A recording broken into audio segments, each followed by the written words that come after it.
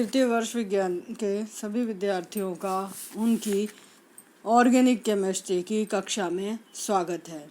आज हम IR spectroscopy के अंतर्गत इंफ्रारेड रीजन के बारे में अध्ययन करेंगे। आईआर स्पेक्ट्रम कार्बनिक पदार्थ के अध्ययन में उपयोगी होता है। सबसे ज़्यादा उपयोगी स्पेक्ट्रोस्कोपी और यहाँ तक कि कंपाउंड की पूरी संरचना निर्धारण में मदद करने वाली सबसे महत्वपूर्ण स्पेक्ट्रोस्कोपी आईआर स्पेक्ट्रोस्कोपी है। इससे पहले टर्म में मैंने आपको बताया था कि आईआर स्पेक्ट्रोस्कोपी के रीजन को 3 भागों में बांटा गया है और आप लोगों ने देखा कि जो ऑर्डिनरी आईआर रीजन है वो ऑर्डिनरी आईआर रीजन अध्ययन के लिए सबसे महत्वपूर्ण है।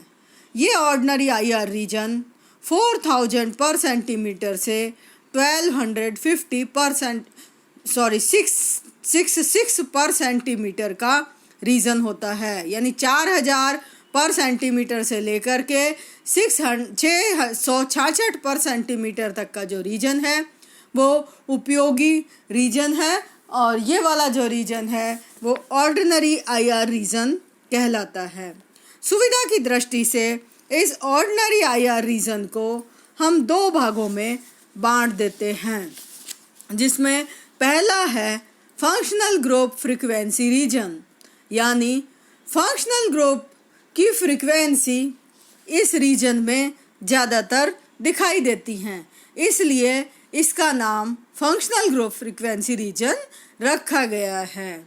ये रीजन 4000 पर सेंटीमीटर से लेकर 1250 पर सेंटीमीटर यानी 4000 to 1250 पर सेंटीमीटर तक का रीजन होता है।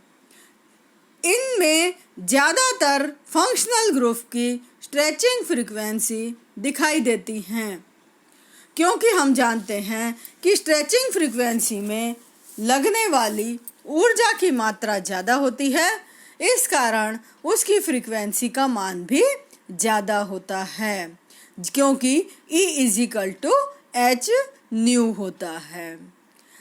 बहुत सारे अलग अलग फंक्शनल ग्रुप्स जैसे OH, NH2, CHO, aldehyde, carbonyl group, ester group, COOR group, acid group, alcoholic group and phenolic group, सभी फंक्शनल ग्रुप इस रीजन में अपने पीक दिखाई देते हैं। ये सभी पीक हमें पदार्थ के यानी ऑर्गेनिक कंपाउंड के क्रियात्मक समूह के बारे में सही और सटीक सूचना देते हैं। ये पीक कंपाउंड के या पदार्थ के आइडेंटिफिकेशन में बहुत ही महत्वपूर्ण होते हैं।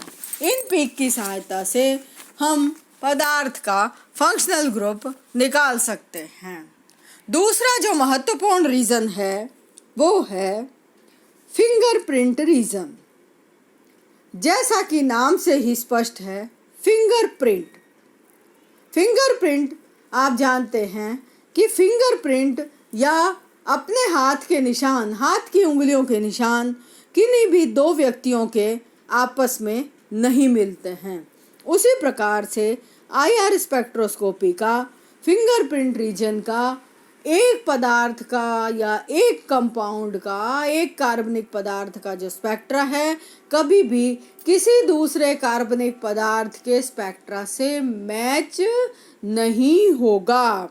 ये सबसे महत्वपूर्ण बात है कि कोई भी एक पदार्थ का, कार्बनिक पदार्थ का स्पेक्ट्रा दूसरे कार्बनिक पदार्थ के स्पेक्ट्रा से मैच नहीं होगा, यानी वो एक ग्रुप में है तो भी 2 अलग अलग यदि मॉलिक्यूलर वेट हैं तो उनका स्पेक्ट्रा भी अलग अलग आता है।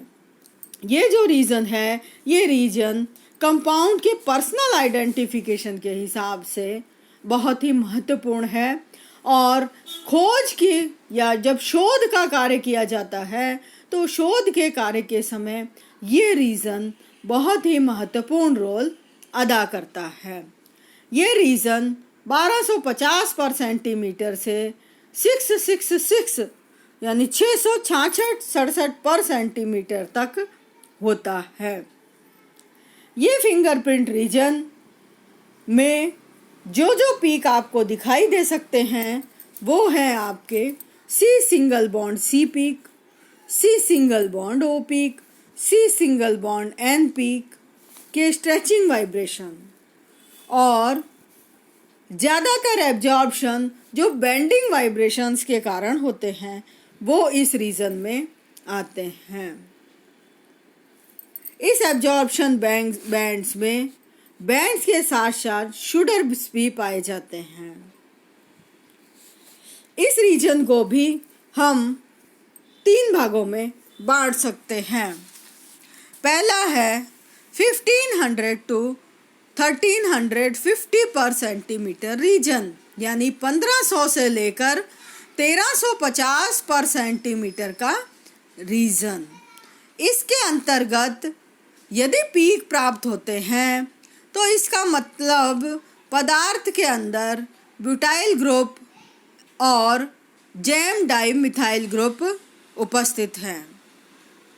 दूसरा है 1350 पर सेंटीमीटर से 1000 पर सेंटीमीटर का reason.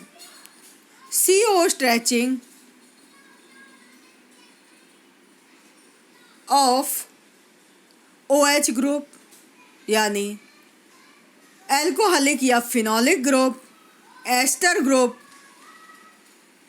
Acid group, ester, lactone and acidic acid anhydride, यानी 1350 से लेकर के और 1000 पर सेंटीमीटर के बीच में प्रोमिनेंट पीक दिखाई देते हैं यदि हमारे पदार्थ के अंदर क्या क्या है, एल्कोहलिक ग्रुप है, फिनोलिक ग्रुप है, एस्टर ग्रुप है और लैक्टोन ग्रुप है या एसिटेनहाइड्राइड ग्रुप है। तो इस तरह के ग्रुप्स का जो प्रोमिनेंट पीक है वो इस रीजन में दिखाई देता है। अच्छा, शार्प पीक दिखाई देता है। दूसरा है बिलो, अगला जो है वो तीसरा वो है below 1000 per centimetre reason. Below 1000 per centimetre reason सिस और ट्रांस के बीच में डिफ्रेंशिएशन का कार्य करता है, यानी सिस और ट्रांस के बीच में अंतर का काम इस के द्वारा किया जाता है। 700 पर सेंटीमीटर से नीचे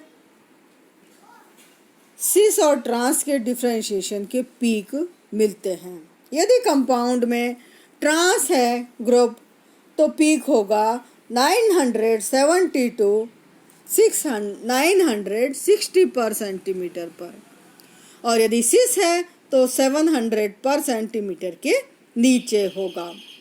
मोनो और डाई सब्स्टिट्यूटेड कंपाउंड के कैरेक्टरिस्टिक बैंड भी इसी रीजन में दिखाई देते हैं।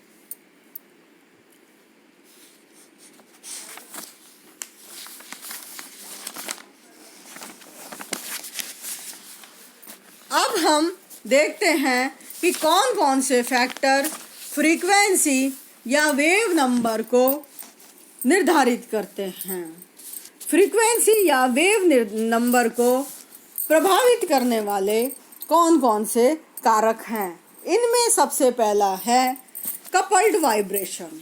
कपल्ड वाइब्रेशंस यानी जब एक ही ग्रुप, एक ही मेन कार्बन एटम से 2 ग्रुप जुड़े हुए हों या 2 ऐसे एटम जुड़े हुए हों, 2 एक जैसे होते हैं, तो उसमें कपल्ड वाइब्रेशंस पाए जाते हैं। यानी 2 atoms attached with A common atom in place of 1 peak. इसके अंदर हमें कितने पीक दिखाई दे देते हैं? 2 पीक दिखाई देते हैं। इन 2 पीक्स में एक पीक थोड़ी सी लोअर फ्रीक्वेंसी की तरफ आ जाता है और दूसरा पीक थोड़ी सी हायर फ्रीक्वेंसी की तरफ आता है। Primary amine and primary amide इसका एक बहुत ही अच्छा एग्जाम्पल है। जिसमें नाइट्रोजन के साथ 2 हाइड्रोजन जुड़े हुए हैं, और जब इनके हम पीक देखते हैं तो एक के स्थान पर हमें 2 पीक दिखाई देते हैं।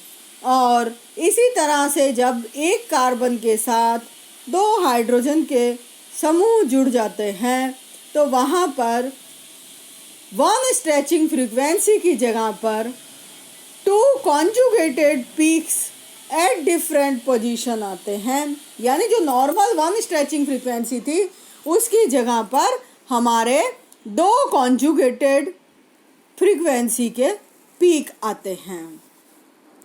अगला जो प्रभाव है वो है इलेक्ट्रॉनिक प्रभाव या इलेक्ट्रॉनिक इफेक्ट।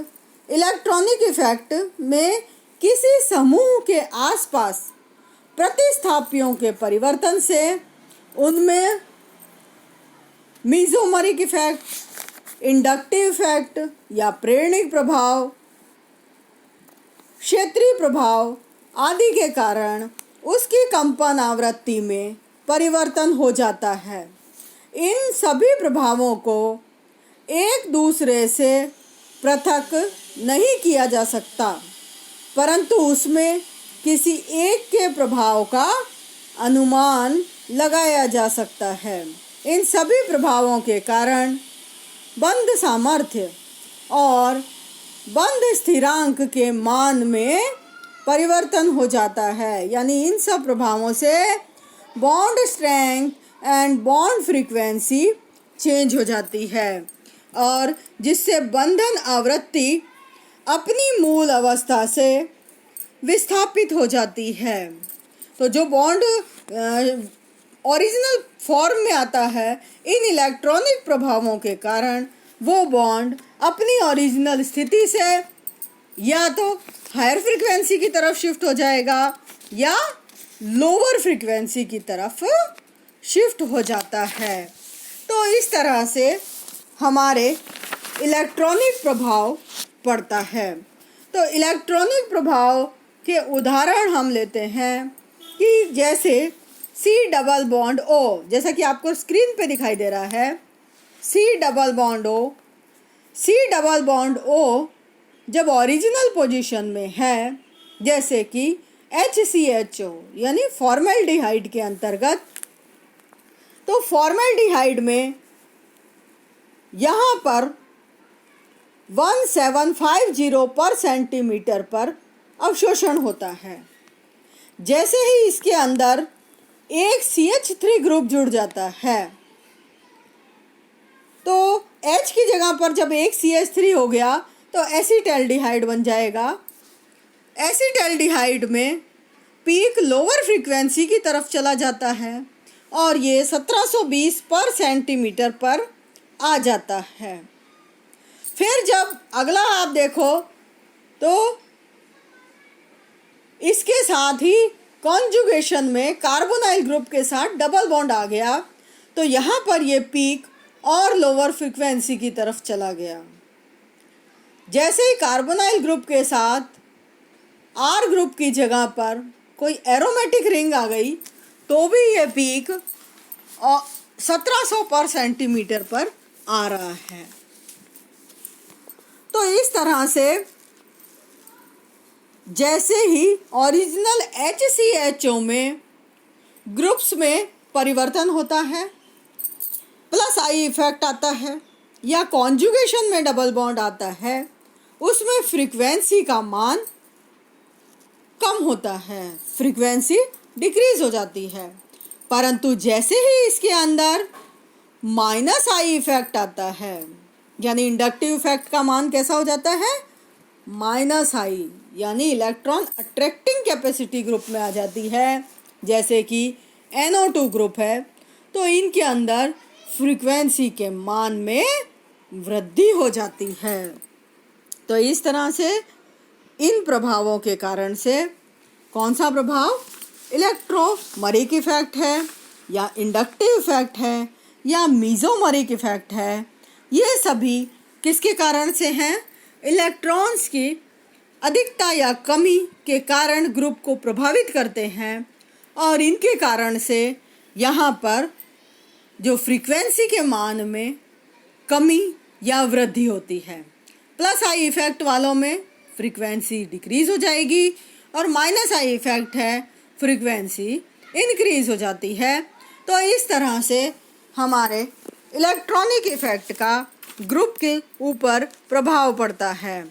कार्बोनाइल ग्रुप में ऑक्सीजन एवं निकटवर्ती हैलोजन पर एकाकी इलेक्ट्रॉन युग्म यदि उपस्थित है तो उसके मध्य आपस में प्रतिकर्षण हो जाता है और प्रतिकर्षण के कारण कार्बोनाइल कार्बन के संकरण में परिवर्तन हो जाता है। यानी कार्बोनाइल ग्रुप जो है यदि उसके पास वाले कार्बन पर यदि हैलोजन उपस्थित होती है किसी एरोमेटिक रिंग में तो उस समय उसके हाइब्रिडाइजेशन में भी परिवर्तन हो जाता है, जिससे सी डबल बॉन्ड ओ का बंध सामर्थ्य या बॉन्ड स्ट्रेंथ बढ़ जाती है और वह हायर फ्रीक्वेंसी या उच्च आवृत्ति की तरफ अवशोषण करने लग जाता है। यानी कभी भी कार्बोनाइल ग्रुप से भी यदि डबल बॉन्ड के साथ अल्फा पोजीशन में हैलोजन ग्रुप है तब भी वो उच्चतर आवृत्ति की तरफ अवशोषण करता है। तो आज के लिए आपका इतना ही। अगले टर्न पे अगले वीडियो में हम हाइड्रोजन बॉन्डिंग का फ्रीक्वेंसी पर क्या प्रभाव पड़ता है इसके बारे में अध्ययन करेंगे। धन्यवाद।